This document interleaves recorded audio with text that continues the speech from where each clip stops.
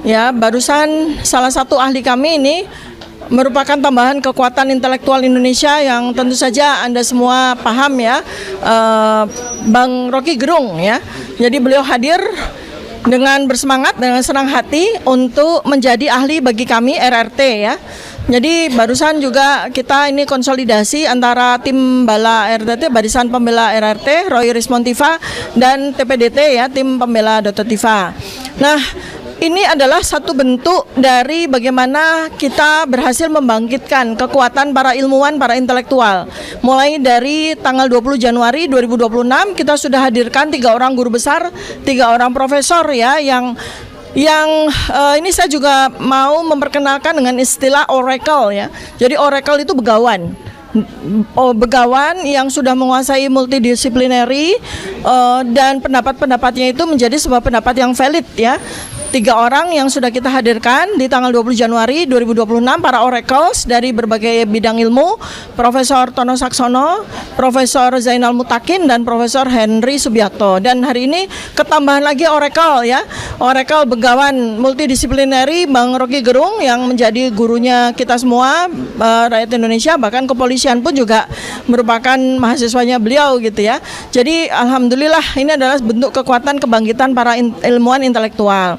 Dan esok hari kita akan berkonsolidasi juga dengan kekuatan intelektual dari Indonesia, yaitu Muhammadiyah ya. Muhammadiyah juga menerjunkan 6 orang advokat. Besok kita akan rapat konsolidasi ya. Ini lawyer kami semua sudah berkonsolidasi juga di sini.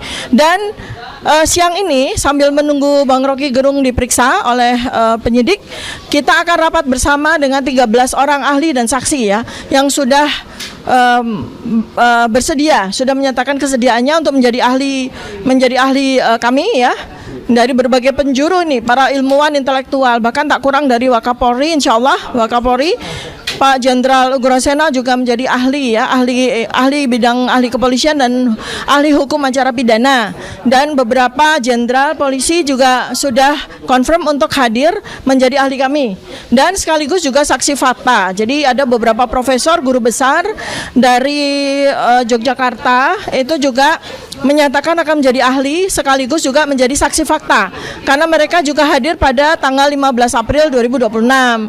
Jadi ini adalah sebuah kebahagiaan, kegembiraan bagi kita seluruh rakyat Indonesia ya. Jadi justru pada kesempatan ini kriminalisasi RRT ini justru menjadi sebuah momentum ya, kebangkitan para intelektual, kebangkitan para ilmuwan untuk bersama-sama dengan kita menyuarakan kebenaran. Tadi selintas sebelum Bang Rocky Gerung masuk ke ruang pemeriksaan ya, beliau tuh menyampaikan sebuah pesan yang menurut saya walaupun disampaikan dengan semacam guyon bercanda begitu ya, tetapi kita harus lihat bahwa pesan beliau itu sangat esensial ya. Pertama adalah apapun yang terjadi, kita tidak boleh kehilangan kebahagiaan. Itu saya setuju sekali. Kita tidak boleh kehilangan kegembiraan. Dan kebahagiaan, kegembiraan itu didapat dari hormon yang dihasilkan oleh otak kita ya. Yaitu pertama adalah kita tidak boleh kehilangan hormon endorfin, kita tidak boleh kehilangan produksi hormon oksitosin, kita tidak boleh kehilangan hormon serotonin. Ketiga hormon ini ya yang membuat kita menjadi gembira, yang membuat kita menjadi semangat, yang membuat kita menjadi terus termotivasi. Apa motivasi terbesar kita? Menegakkan kebenaran. Ya, nah ini kebenaran sudah makin terbuka. Justru dengan semakin kita ditekan, semakin kita dihambat, semakin kegembiraan kita muncul. Dengan kegembiraan itu kita makin bersemangat untuk melakukan penelitian lebih lanjut ya, melakukan penelitian terkait dengan 709 dokumen. Itu menjadi PR kita ya. Jadi boleh dibilang ini ada dua pihak yang bekerja sama secara paradoks, ya. Yang pertama, kita dengan gembira kita melakukan penelitian terhadap 709 dokumen ya. Tetapi yang di sana itu dengan penuh kecemasan, dengan hormon kortisol ya, hormon cemas ya, hormon marah, itu berusaha untuk menutupi kebenaran dengan cara mengeluarkan buzzer-buzzer, ya kan, seperti itu. Jadi ini perang kegembiraan melawan perang kecemasan, ya. Jadi sekali lagi nih saya sampaikan ya kepada Pak Jokowi sendiri, kepada para termul, kepada para buzzer, sudahlah kita hentikan segala kecemasan, segala kemarahan tersebut, ya. Kita gembira dengan cara menegakkan kebenaran dengan ilmu, ya.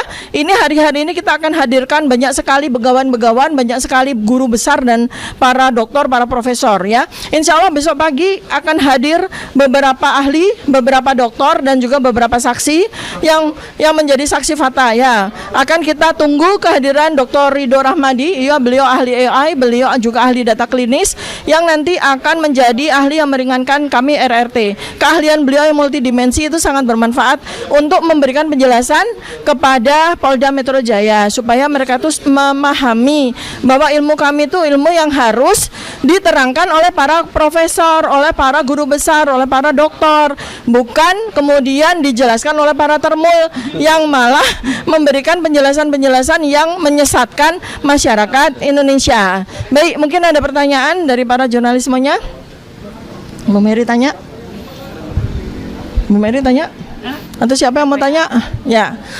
Jadi ya misalnya sekarang kita sudah membuka kebenaran itu dengan buku Jokowi's White Paper. Jadi dengan buku Jokowi's White Paper itu sudah selesai penelitian kami bahwa memang ijazah yang beredar selama ini baik dalam bentuk postingan digital maupun dalam bentuk fotokopi itu sudah kami teliti, kami bertiga teliti dan memang sudah kami nyatakan ya menurut keyakinan kami secara scientific base itu adalah palsu 99,9% ya.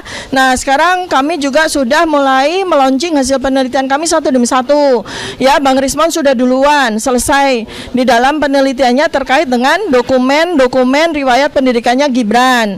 Jadi beliau sudah mengeluarkan hasil penelitian dalam buku Gibran and Game ya. Ini nanti akan disusul oleh saya ya, insya Allah dalam minggu kedua Februari buku saya yang merupakan bagian dari trilogi buku Gibran's Black Paper ya. Buku saya bagian saya namanya Gibran's Black Brain, meneliti otaknya Gibran.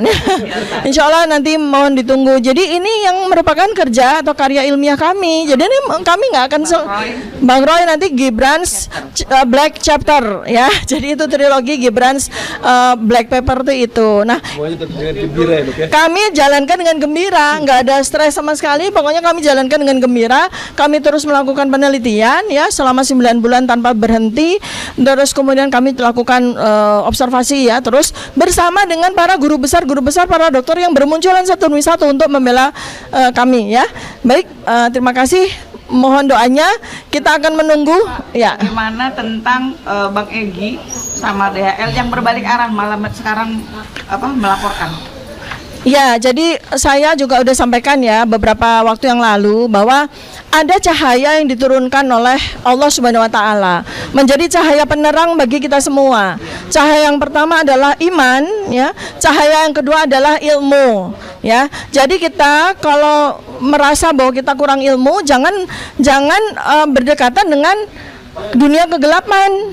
Justru kita harus mencari cahaya itu ya. Jadi datanglah, mendekatlah kepada cahaya iman dan cahaya ilmu. Insya Allah kita akan mendapatkan pencerahan. Tetapi kalau kita mendatangi dunia gelap, ya, mendatangi daerah gelap yang seperti macam di Sumber begitu, kita akan diliputi oleh kegelapan juga, sehingga kita sulit untuk menegakkan kebenaran lagi. Jadi itu jawaban saya ya Bu Mary ya. Oke ya, baik ya. Sebagai lawyernya, itu gimana sih batasan kajian ilmiah dan pasal yang dikenakan oleh RRT ini kan terkait undang-undang ITE ya, pencemaran nama baik, pasal 28, 32, di mana batasnya? Pertama, tentu sebagai PH dari Dr. Tifa, Roy Suryo dan Rismon, kita harus jelas dulu bahwa pasal-pasal yang dituduhkan itu kan lebih pada satu terkait dengan pencemaran nama baik, yang kedua terkait dengan undang-undang ITE. Apakah kemudian pasal ini sesuai? Justru kehadiran ahli kami kemarin, misalkan dari Profesor siapa namanya, Tono Sasono, Profesor Hendy Subiakto, misalkan saya memberikan titik tekan pada Profesor Hendy Subiakto misalkan. Tentu saja kita berharap penjelasan Profesor Subiakto tadi memperkuat bahwa pasal-pasal yang dikenakan pada ketiga prinsipal kami itu adalah melebihi, katanya beliau itu menyebut overcharge. Ini overcharge itu artinya suatu pasal yang tidak tepat dikenakan, bahkan berlebihan. Nah, ini tentu saja sudah disampaikan. Saya berharap tadi statement dari Pak Rocky Gerung sebagai ahli yang kami panggil juga, tadi kan sudah dinyatakan bahwa tujuan dari orang itu, terutama kalangan akademisi seperti ini, adalah etika eudemisme. Etika eudemisme itu adalah etika bahwa seorang punya virtue, punya nilai, bahwa tujuan mereka ada untuk mendapatkan kebahagiaan. Kebahagiaan seorang peneliti seperti Rosyuro, Rismond maupun Tifa itu adalah kebahagiaan ketika menyampaikan fakta. Etika eudemisme itu menyebutkan itu. Ada sebuah kenikmatan, ada yang namanya tujuannya itu adalah tujuan moral. Seorang peneliti, seorang akademisi, tujuan moralnya adalah untuk menyampaikan kebenaran. Dia akan menikmati itu. Mungkin itu kaitannya dengan Rocky Gerung seperti itu. Dan ini akan saya kaitkan terkait dengan pelanggaran yang lebih besar lagi, pelanggaran konstitusi kita. Pasal 28C ayat 1 menyebutkan hak-hak dasar dari warga negara itu untuk mendapatkan pendidikan yang layak, dan kemudian pendidikan layak itu harus dikembangkan. Apa yang dilakukan oleh Rosyuro, Rismond dan Tifa itu adalah mengembangkan dari dasar pendidikan. 28C ayat 1 menyebutkan itu. Sehingga ketika hak-hak dasar ini dilanggar, maka kemudian itu norma pertama itu kemudian yang dilanggar, turunannya adalah terkait dengan pelanggaran tadi, pencemaran nama baik, kemudian overcharge pasal yang tentu saja turunannya yang tentu saja tidak boleh atau tidak bisa dikenakan oleh pihak aparat penegak hukum. Terakhir, menurut saya hak dasar sebagai subjek sosial itu ada dalam Undang-Undang Hak Asasi Manusia yang kontemporer, di mana hak sosial subjek sebagai individu berhak menyampaikan pendapatnya, pandangannya berdasarkan dengan ilmu yang dimiliki dalam ruang publik. Mungkin itu saja, sehingga saya menyatakan sebagai PH apa yang dikenakan itu adalah melanggar terkait dengan tidak sesuai lah dengan ancaman yang diberikan atau tuntutan atau dakwaan. Ada lagi? Sejauh ini seberapa jauh proses pemeriksaan ahli ini? Apakah ada proses? Banjagir, ya. Digantian Banjagir. Boleh. Nah, Oke. Jadi Bang Jagir, sejauh ini kan seperti ini aja ya hasilnya jong ya. Jadi apa nih langkah hukum yang harus dipertanggungjawabkan? Jongnya apa? Iya, maksudnya pasti pihak penyidik itu menggunakan pasal-pasal ITE ini untuk menjerat pembungkaman lah terhadap aktivis bahkan akademisi. Oh ya. Terkait kajian ilmiah ini. Kita kan udah beberapa orang ahli ya kita tampilkan di Polda ini. Di antaranya sudah sangat jelas karena sudah tampil di BAP dan sudah tampil juga Kompres. Saya sebutkan aja. Yang jelas dari semua ahli yang kita terjunkan, termasuk Rocky Gerung hari ini berarti sudah 5. Hari Jumat akan tambah lagi Prof. Hamidah, dan besok tambah lagi Profesor Rido. Ya, jadi pertanyaan Anda tadi sepertinya kita nggak kuat. Oh, udah. Begitu Profesor Henry Subiakto bersaksi dan konferensi kemarin, konferensi pers ya itu sangat mengadamkan kita gitu loh. Artinya membuat kita jadi semangat lagi. Karena ternyata pasal Undang-Undang ITE khususnya 32, 35 itu tidak layak diterapkan. Kenapa gitu loh? Ada alasannya Profesor Henry, karena beliau salah satu dulu yang juga menyusun Undang-Undang ITE, gitu ya. Jadi ada 4 hal kemarin yang disampaikan oleh Profesor Henry untuk menangkal atau untuk katakanlah untuk menangkal atau mengcounter pasal 32, 35 begitu loh. Jadi kita nggak masalah lagi. Jadi kalau dengar pendapat dari Profesor Henry Subiakto, wah sangat mantap. Dan menurut saya sih setidaknya penyidik atau jaksa atau siapapun nanti mempertimbangkan itu. Ya. Satu, saya ingat sekali yang namanya expert privilege.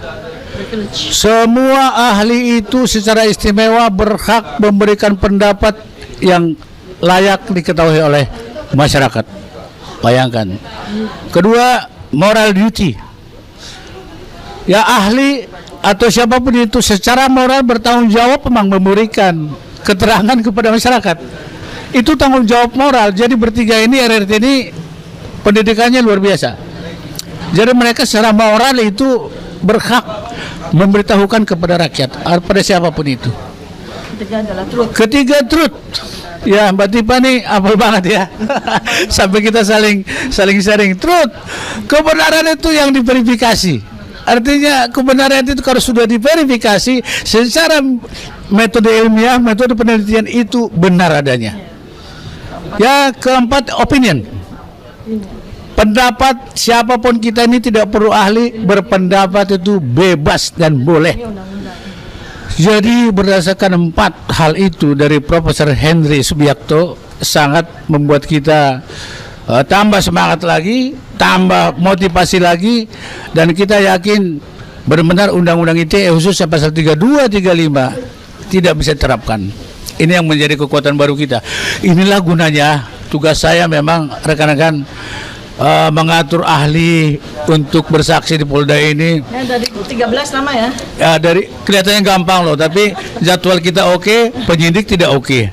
Dan perlu saya sampaikan, ya Mbak Tipa, saya boleh aja, hari ini kita akan tambahkan 11 ahli. 11 ya, 11. Secara tertulis di samping 7 yang kita sudah sampaikan, yang sudah kita mohonkan, ditambah 3 saksi fakta.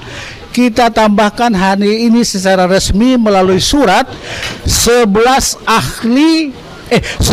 ahli dan 2 saksi fakta. Saya ingat benar karena yang nyusun suratnya aku. Ya rekan-rekan, dengan dengan diterimanya nanti 9 ahli kemudian itu, berbagai ahli itu, dan 2 saksi fakta, saya kira sudah berimbang dengan pelapor. Kan mereka mengajukan 22, kita 10 tambah 11 hampir berimbang ya, masih kalah 1. Nanti kita bisa tambahkan lagi karena habis ini kita ada rapat koordinasi di satu tempat. Ada 3 ahli kepolisian. Oke, Mbak Tipa, bagus. 3 ahli kepolisian. Ya. Salah satu Komjen Ogroseno ya. Salah satu. Jadi tidak semua kita spill, tapi yang penting-penting kita spill. Hari ini Rocky Gerung, sebulan lalu kita udah spill di sini bahwa ada ahli Rocky Gerung. Hari ini pun kita spill satu lagi yang memang jago di kepolisian dan hukum acara pidana. Yaitu Komjen Ogroseno. Nah ini jadwalnya akan diatur kembali, apakah dalam hari apa nanti kita koordinasi dengan penyidik ya. Jadi kita sebutkan hari ini satu adalah ahli yang kemudian adalah Komjen Ogroseno. Ya, saya kira mantap itu. Yang lain tidak perlu di-spill lagi. Nanti bertahap. Saya kira gitu ya, kawan-kawan. Oke, Pak Jagir. Siap, oke. Ya. Assalamualaikum warahmatullahi wabarakatuh. Oke, ya. Warahmatullahi wabarakatuh, kawan-kawan semua, para pegiat media sosial ya dan media. Hari ini kita kembali ke Polda Metro Jaya untuk menantikan pemeriksaan ahli kita. Ini ahli yang kelima yang diperiksa, yaitu Rocky Gerung ya, no Rocky no party. Ada bahannya juga, no ijazah, adili saja. Saya didampingi Pak Joni Silalahi, salah satu kuasa hukum RRT, Bala RRT ya, barisan pembela Roy, Rismond dan Tifa atau Dr. Tifa. Jadi kita menunggu kedatangan Rocky Gerung. Mudah-mudahan dia bisa datang pukul 9.15 sebagaimana dijanjikan. Akan ada press conference ya yang juga dihadiri oleh televisi. Jadi seperti yang saya katakan, sudah ada 4 ahli yang sudah diperiksa.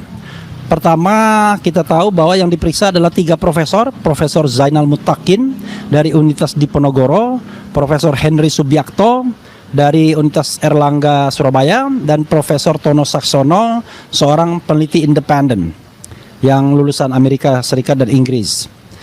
Ketiganya sudah memberikan keterangan dan mudah-mudahan keterangan mereka makin memperkuat posisi RRT sebagai pihak yang tidak seharusnya dikriminalisasi atau ditersangkakan dalam kasus ijazah palsu ini.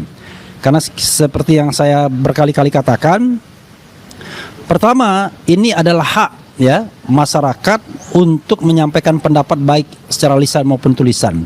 Apalagi opini yang disampaikan itu adalah expert opinion yang tidak seharusnya dikriminalisasi. Hari ini Rocky Gerung memang khusus akan memberikan keterangan ahli untuk Dr. Tifa, tetapi insight dari keterangan itu mudah-mudahan bisa menjangkau semua kita. Tidak hanya mereka atau kita yang terlibat di kasus ya, tetapi masyarakat secara umum. Bagaimana demokrasi, hak asasi, konstitusi itu ditegakkan. Jangan sampai kemudian tiga hal tersebut hanya menjadi kata-kata indah di atas kertas on the paper. Padahal kalau kita memahami bahwa hak asasi manusia salah satunya adalah hak untuk menyampaikan pendapat, hak konstitusional juga demikian, kemudian demokrasi juga menghendaki kebebasan menyampaikan pendapat, maka saya sering mengatakan demokrasi kita demokrasi sontoloyo kalau masih mengkriminalkan orang yang berpendapat. Apalagi kriminalisasinya tidak tanggung-tanggung, menggunakan pasal-pasal undang-undang ITE yang secara teoritis nggak masuk akal, it doesn't make sense. Bagaimana mungkin seorang Roy Suryo, kemudian Rismond dan Dr. Tifa, saya hanya memention 3 nama karena kebetulan saya hanya kuasa hukum dari 3 nama tersebut saja yang tergabung dalam bala RRT, yaitu Barisan Pembela Roy, Rismond dan Tifa. Bagaimana mungkin mereka bisa dikenakan pasal-pasal yang ancaman hukumannya sampai 12 tahun penjara tanpa kejelasan apa sih sesungguhnya perbuatan atau tindakan mereka yang bisa dikategorikan sebagai sebuah tindak pidana yang pantas diganjar dengan ancaman hukuman 12 tahun penjara. Mereka misalnya dituding atau dituduh melakukan edit dokumen sehingga dokumen yang tadinya palsu tampak asli atau otentik. Nah, ini nggak masuk akal. Berkali-kali saya katakan it doesn't make sense. Ini tidak masuk akal. Kenapa? Karena kalau masalahnya begitu, berarti Roy Suryo membantu Jokowi dong, ya kan? Dokumen Jokowi palsu lalu kemudian diedit oleh Roy Suryo dan kawan-kawan menjadi otentik, kan nggak masuk akal. Justru yang dikatakan Roy Suryo, Dr. Tifa dan Rismond sebaliknya, 99,9% dokumen ijazah Jokowi adalah palsu. Jadi menggunakan pasal 32 Undang-Undang ITE 2008 dengan ancaman hukuman sampai 12 tahun penjara itu adalah sebuah persangkaan yang berlebihan, overcharging. Dan harusnya penyidik diberikan sanksi untuk pengenaan pasal-pasal yang tidak profesional tersebut. Unfortunately, pasal itulah pasal yang dilaporkan oleh kubu Jokowi sendiri. Bayangkan, berarti niat betul Jokowi untuk mengkriminalisasi warga negara. Kalau perkaranya dia merasa tersinggung, merasa difitnah, merasa dihina, ya gunakanlah pasal-pasal pencemaran nama baik atau fitnah. Itu pun nanti kita bisa counter. Tapi menggunakan pasal-pasal lain yang tidak relevan dengan ancaman hukuman 8 sampai 12 tahun itu adalah perbuatan kejam ya dari seorang mantan kepala negara untuk mengkriminalkan atau untuk memenjarakan warga negaranya. Demikian juga ketika dikatakan bahwa Roy, Rismond atau Dr. Tifa merusak atau merobek atau katakanlah merusak dokumen publik atau dokumen milik orang lain sehingga dikenakan pasal 32 Undang-Undang ITE 2008 itu juga tidak masuk akal. Kenapa? Yang dilakukan Roy, Rismond dan barangkali sedikit Dr. Tifa hanyalah melakukan sebuah analisis pengujian terhadap dokumen yang dikatakan sebagai ijazah Jokowi yang tampil ke publik dalam berbagai kesempatan. Baik itu pernah ditunjukkan oleh Dekan Fakultas Kehutanan UGM Sigit Sunarta, pernah kemudian ditampilkan Dirtipidum Brigjen Johandani pada tanggal 22 Mei, pernah diupload Dian Sandi pada tanggal 1 April 2025, kemudian pernah juga ditampilkan dalam big screen ketika diadakan reuni Fakultas Kehutanan UGM. Kemudian juga tentu saja salinan fotokop salinan ijazah yang sudah dilegalisir yang disampaikan ke KPU Solo, KPU DKI dan KPU nasional. Plus terakhir ijazah yang ditunjukkan pada gelar perkara khusus pada tanggal 15 Desember 2025. Semua itu kawan-kawan semua sobat era sekalian itu yang kemudian diteliti oleh Roy Suryo. Tetapi jangan lupa yang diteliti itu adalah dokumen-dokumen yang muncul tentu sebelum tanggal 30 April karena lokus deliktinya dibatasi sebelum 30 April. Artinya harusnya ya kegiatan-kegiatan setelah itu tidak lagi dipersoalkan. Cuma intinya adalah apa yang dilakukan penelitian oleh Roy Suryo dan kawan-kawan itu adalah terhadap dokumen yang ada yang diakui oleh pihak-pihak lain sebagai dokumen asli milik Jokowi, yaitu ijazah asli Jokowi. Sehingga ketika diadakan penelitian, maka kemudian penelitian itu berkesimpulan bahwa itu palsu, 99,9% palsu. Alasannya apa? Alasannya macam-macam. Alasan foto misalnya yang dianggap tidak mirip dengan Jokowi. Alasan lain-lainnya juga, misalnya tidak ada cap yang melintas di foto misalnya dan lain sebagainya. Karena itu sekali lagi ini adalah kegiatan ilmiah subject to apa yang kemudian dilakukan secara profesional baik oleh Roy Suryo, Rismon maupun Dr. Tifa. Dan profesionalitas mereka wujudkan dalam bentuk buku yang bernama Jokowi's White Paper. Jadi bahkan ada orang yang memuji salah satu tulisan di buku tersebut sebagai karya yang pantas diganjar dengan setingkat disertasi. Itu yang kita bisa catat sobat semuanya ya, kawan-kawan semuanya. Pak John mau nambahkan? Oke, silakan. Cukup. Oh, cukup. Ada pertanyaan lagi nggak? Bang Dol biasanya mau tanya. Iya.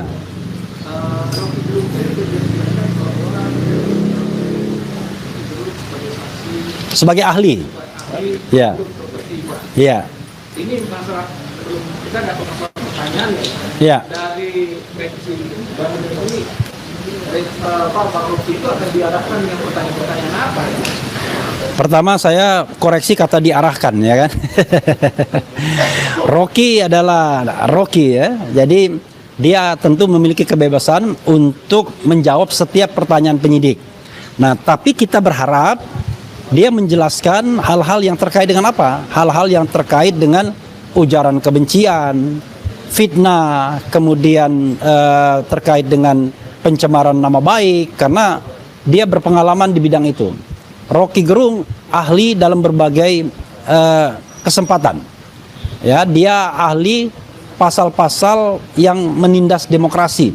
Dan para aktivis seperti misalnya Gus Nur, Bambang Tri, Edi Mulyadi, kalau tidak salah Anton Permana, masih banyak lagi, itu sering menghadirkan Rocky Gerung sebagai ahli dalam persidangan. Nah, sekarang di BAP, setelah itu kita harapkan nanti dalam sidang. Tapi kita tidak berharap bahwa ini sampai persidangan, karena kami menganggap ini tidak memiliki landasan yang kuat untuk sampai pada persidangan. Begitu. Jadi dia akan bicara tentang sebuah tindakan atau kegiatan warga negara yang didasarkan pada hak-hak kewargaan. Dia akan bicara tentang bagaimana demokrasi harus ditegakkan, bagaimana konstitusi harus ditegakkan, bagaimana hak asasi manusia akan ditegakkan. Itu yang kita harapkan. Iya. Informasi justru belum melaksanakan undang-undang itu. Enggak. Jadi proses pemeriksaan ini ya, kalau kasus itu belum dilimpahkan sementara KUHAP-nya sudah berlaku, maka digunakan KUHAP yang baru. Dan kita ingat ya, kasus ini dilimpahkan sehingga harusnya menggunakan KUHAP yang baru, karena KUHAP yang baru kan berlaku pada tanggal 2 Januari dan pada tanggal 2 Januari posisinya belum ada pelimpahan kasus. Jadi sekali lagi mudah-mudahan kita berharap bahwa dengan KUHAP yang baru ini jauh lebih pro hak asasi manusia, demokrasi dan konstitusi, begitu. Artinya kalau seperti itu, ini kalau polisi baru menerapkan dengan keluar dari ini, insya Allah tahun ini Enggak. Jadi yang kita dengar adalah ketika pemeriksaan Rizal Fadila, pemeriksaan Kurnia Tri Royani, pemeriksaan Rustam Effendi pada tanggal 22 Januari, mereka sudah menerapkan KUHP yang baru. Gitu. Don't worry ya. Karena pada dasarnya kan intinya adalah apa yang ingin disampaikan oleh Rocky Gerung atas pertanyaan penyidik begitu.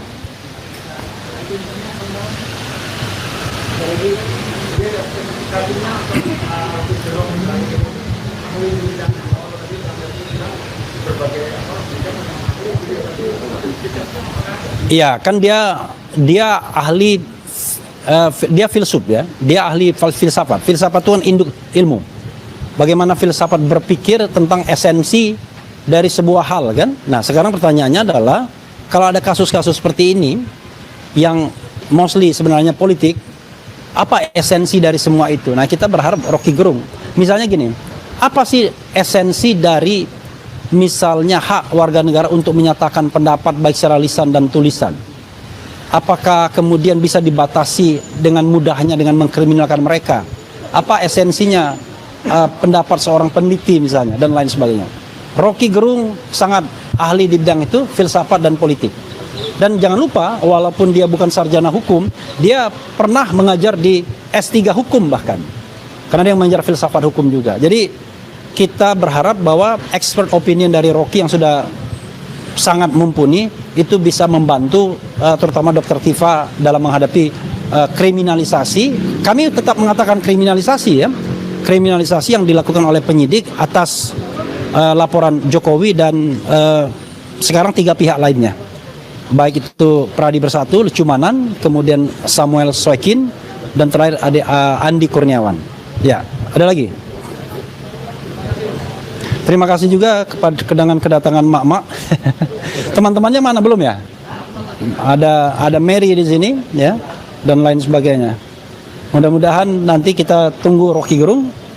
No Rocky, no party, no ijazah, adili saja. Oke, cukup ya. Kalau cukup, saya berhenti dulu ya. Wassalamualaikum warahmatullahi wabarakatuh. Keren, cadas.